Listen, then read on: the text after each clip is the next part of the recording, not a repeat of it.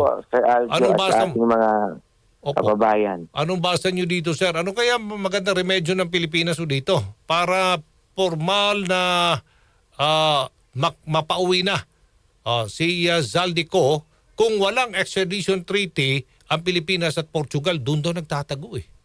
Attorney Ed. Ah, well, alam mo kasi yung extradition treaty sa, kumbaga sa usapin sa batas, sa isang banda tama naman talaga yon, ano? There's a reason kung bakit nagkakaroon ng extradition treaty kasi yung issue ng jurisdiction.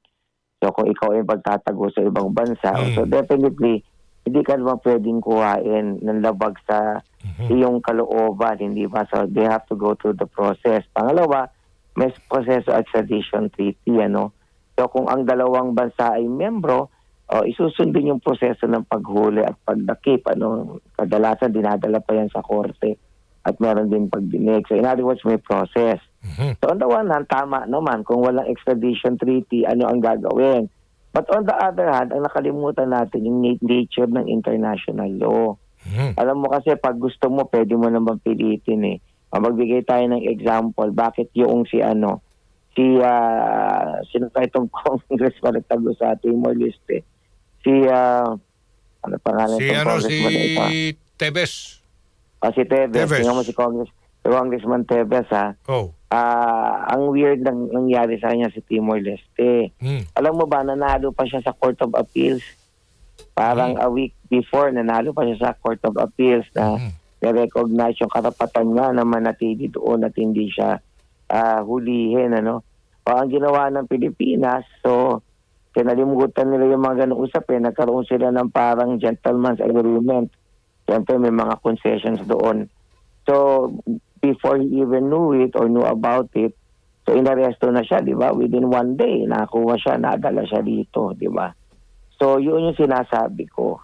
Kung gugustuhin naman, nagagawan talaga yan ng paraan, ano? There are several ways they can basically do that. Although, hindi ko sinasabi na kailangan labagin nila yung fact na walang treaty.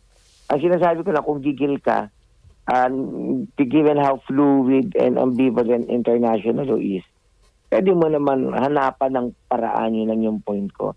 Huwag yung automatic na we cannot do anything. In the past, nagawa mo nga eh. Okay. May iba po ako. Marami ho dito ang nagtatanong. Ano ba ang kahihinatnan sa kaso naman nitong mga nagsalita na sa Blue Ribbon Committee na involved sa flood control scandal? Na itong mga engineer, itong mga kontratista na umamin na talagang nakinabang sila dito sa pera ng taong bayan. Anomalya. Pagkatapos yan, biglang bawi. Ngayong formal lang silang kinasuhan dyan sa ombudsman. Okay, kung makalusot nyo yan sa Sandigan Bayan. Opo, ano po ang inyong basa ho dito, recantation ng mga statements ng mga BGC boys. Nagsalita na sila sa Senado. Pagkatapos yan, biglang bawi. Makikita mo dito na na ang daming nangyayari din sa likod, yung behind the scene, ano. May mga nangyayari diyan na usapan, iba mga negosasyon. So obviously nung nasa Blue Ribbon sila, I would imagine they were really promised at some point they'll become state witnesses. And in fact, kung mapansin natin, nagbalik pa nga sila ng pera, no? Si Alcantara, for example, naka-return ng 181 million yan. Of the 300 million kickbacks na nakuha niya. So pinangako niyang ibabalik niya lahat yan, ano? Kasi syempre, you're hoping na magiging state witness ka. Ang problema, may kaso ka na. Syempre, hindi ko alam po ano yung diskarte ng mga abogado nila. But basically, parang nagre-recant na talaga. Kung totoo yung kay Alcantara, of course, sabi ng DOJ, hindi. But the fact remains na nabalita yan, hindi naman fake news eh. So, ibig sabihin, nagsumite siya talaga ng counter affidavit niya. So, this time around, deny niya, hindi ba? So, it only goes to show na wala siyang tiwala doon sa kahihinatnan niya kapag napunta na yung kaso sa korte. Kasi to begin with, hindi naman yung DOJ ang nagsasabi, ang magdidikta kung ikaw ay kukonsidera na state witness. Ano? It is something na kailangan ng judicial discretion. So, ibig sabihin, nawawalan ba sila ng tiwala doon sa pangako at hindi na sila willing? Or part ba yun ng strategy nila? Pero kung strategy nila yon, it doesn't make sense. Meron ako mga abogadong naririnig, sinasabi nila, kasi nag-file sila ng counter affidavit. So, kailangan nilang i-deny para nga naman kung sakaling mas maganda makalusot, hindi na sila kailangan mag-apply na maging state witness. Pero on the other hand, paano mo naman ilulusot yun? Meron ka ng mga ibinigay na statement doon sa Senado nung may pagdinig. Sabi ng Korte Suprema, lahat ng ebidensya, lahat ng makukuha sa pagdinig sa isang congressional inquiry ay pwedeng gamitin ebidensya. So that in itself would defeat the purpose. Sinabi ng Supreme Court yan eh. Pwede All offer. pieces of evidence, pwedeng gamitin. Pero mapaalam mo na sa Senado. Kung ibibigay. Pwede na. Pwede talagang gamitin yan, no? Kasi lalo pat public record yan. Yung mga statements na sinabi mo na napanood sa TV, di syempre pwedeng gamitin yan. Pangalawa, ang hindi ko din maintindihan, recantation is not favored by the court. Sabi nga ng Korte Suprema, kapag ikaw ay nag-recant, mas kaduda-duda yan. Kasi tandaan natin, pag ikaw ay nanumpa halimbawa sa isang pagdinig o nagsubmit ka ng sworn statement na bagay na ginawa nilang pareho. They were under oath when they testified before Congress. And they were also under oath nung nagbigay sila ng kanilang papel, ng kanilang affidavit. Tandaan natin, alam nila na dahil under oath yan, meron silang pananagutan na posible silang makulong for perjury kung magsisinungaling sila, di ba?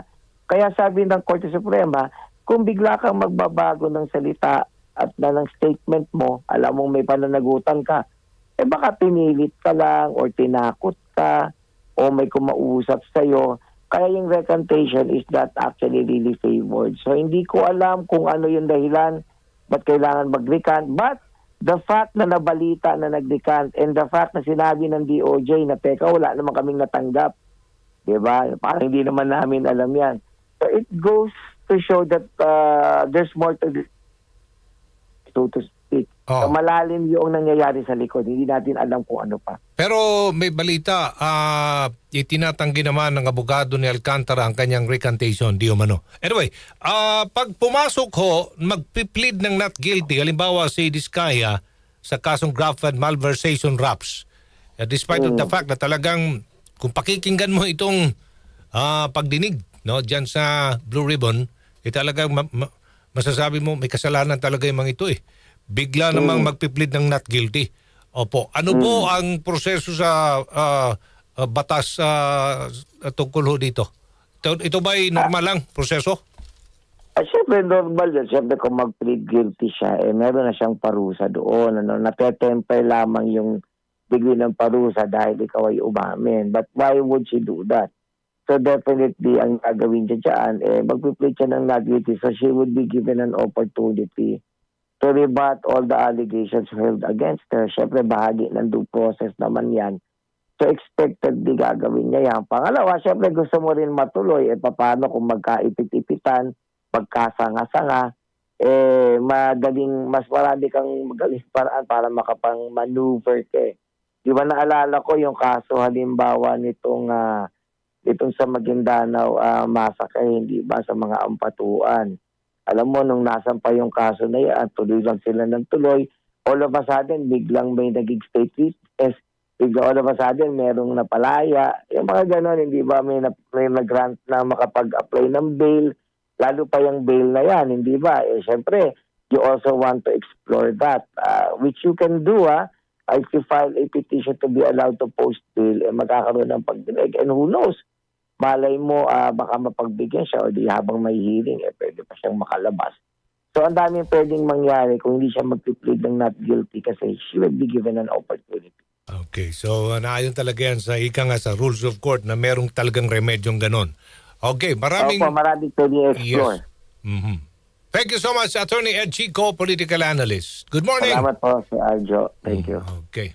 Good morning. Thank you.